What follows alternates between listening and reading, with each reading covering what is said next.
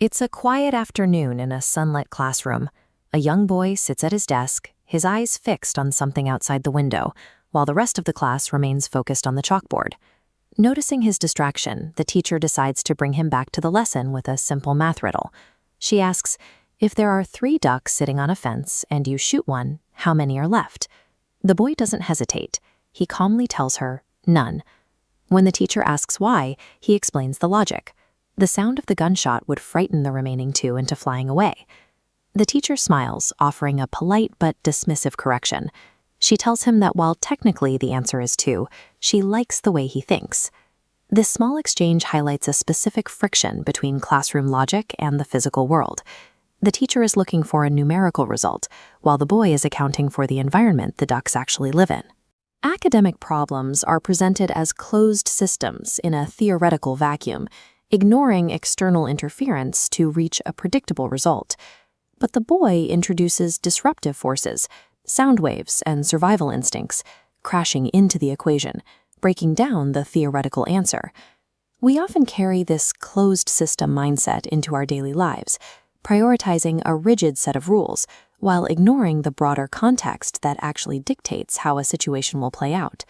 Relying solely on the rules can lead to a conclusion that is mathematically sound but practically inaccurate because it fails to account for the world outside the box.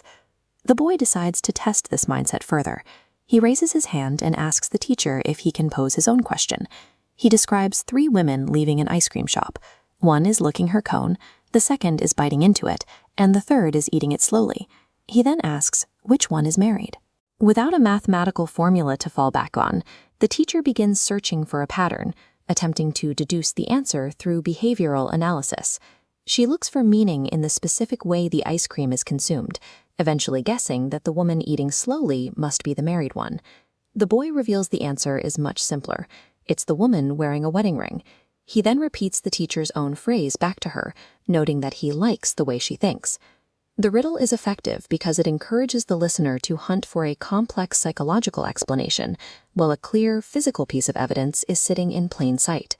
The boy's approach is effective because it ignores the distraction of behavioral theory and looks for the most direct evidence available. Here, we see 2 different approaches. On the left is the teacher's method, connecting dots through a maze of assumptions. On the right is the boy's method, identifying a single observable fact that resolves the question immediately. Our brains are often drawn to the maze. We tend to value complex, clever deductions because they feel more mentally rigorous than simply noticing what is right in front of us. This preference for complexity can create a blind spot, where the search for a deeper meaning causes us to miss the physical details that provide the actual solution. In both scenarios, the errors occurred not from a lack of logic, but from a failure to look at the entire environment. In the first riddle, the teacher ignored the sound of the gun. In the second, her focus on the act of eating prevented her from seeing the ring on the woman's finger. This suggests that being smart isn't just about having a high capacity for calculation or recognizing complex social patterns. It highlights situational awareness, the ability to perceive an environment as it actually is, rather than as a set of symbols or numbers, as a distinct and valuable layer of intelligence. This type of observation requires the willingness to pause our own assumptions and simply process the raw data the world is providing. Consider the problems you're trying to solve today, whether they are at your desk or in your personal life.